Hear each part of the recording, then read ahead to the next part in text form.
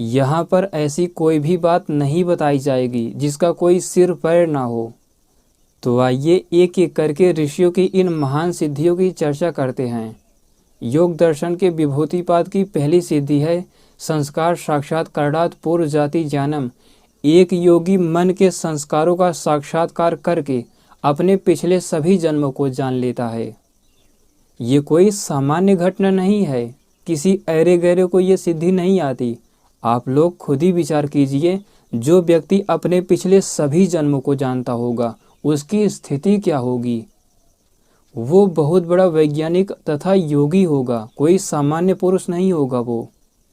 इसी योग दर्शन में महर्षि भगवान वेदव्यास जी कहते हैं कि वो योगी पूर्व जन्म में उस स्थान तक को जान लेता है जहाँ पर वो था, जो कार्य वो कर रहा था, उसकी मृत्यु कैसे हुई, क्यों हुई, कहाँ हुई, सब कुछ जान जाता है वो।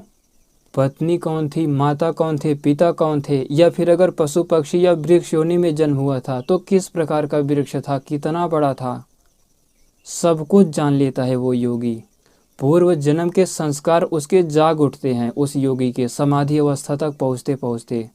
ये घटना ऐसे ही है जैसे इस समय मेरी मृत्यु हो जाए, जब मेरा अगला जन्म होगा, अगर मैं उस जन्म में कोई ऋषि मुनि महापुरुष या महान वैज्ञानिक बनूं, तो मैं जब समाधि में स्थित होऊंगा तो इन संस्कारों के साक्षात्कार से मुझे पता चलेगा कि एक समय था जब मैं वीडियो बना रहा था, मेरी मृत्यु हो गई थी।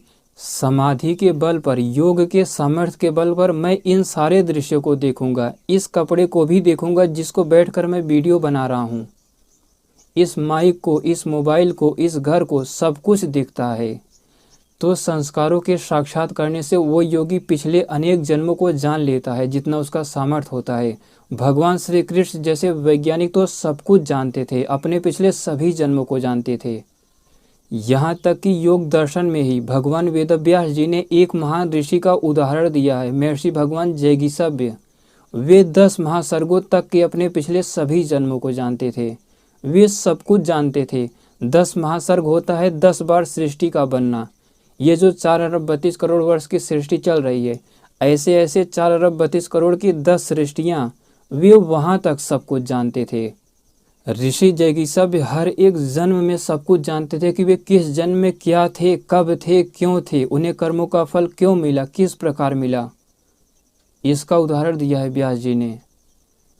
तो एक योगी अपने पिछले अनेक जन्मों को जान सकता है। केवल महर्षि जैगीसव्य या भगवान श्री कृष्ण ही नहीं, भगवान श्री राम हो गए, भगवान वेदव्यास जी हो गए, भगवान विष्णु जी हो गए, महादेव शिव जी हो गए, भगवान ब्रह्मा जी हो गए, महर्षि भगवान भृगु जी हो गए, भगवान अगस्त्य, ऋषि सर्भंग आदि जितने भी ऋषि मुनि महापुरुष थे, वे लोग भी अपने अनेक जन्मों को जानते थे। वे भी ऋषि मुनि थे, बहुत बड़े वैज्ञानिक थे, योगी थे, तो वे लोग भी सभी जन्मों को जाना करते हैं। तो एक योगी अपने संस्कारों को, संस्कार का तात्पर्य वो मनस तत्व के स्तर पर जाकर विचार करते करते समाधि अवस्था तक पहुँचते पहुँचते वो संस्कारों में संयम करने लगता है।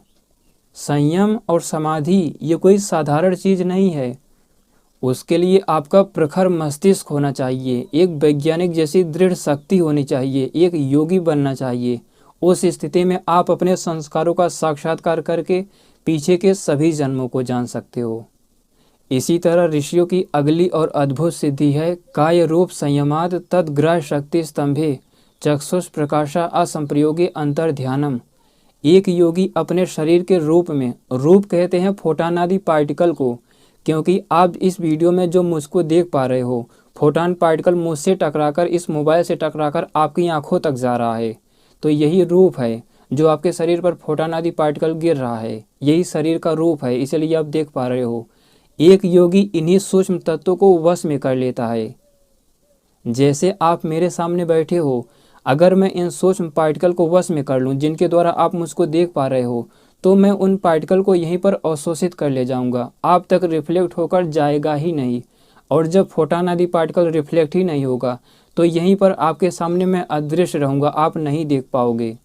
लेकिन उसके लिए बताया ना मैंने, पार्टिकल फिजिक्स का बहुत बड़ा वैज्ञानिक होना चाहिए। ये कोई साधारण सिद्धि नहीं है, अदृश्य हो जाना।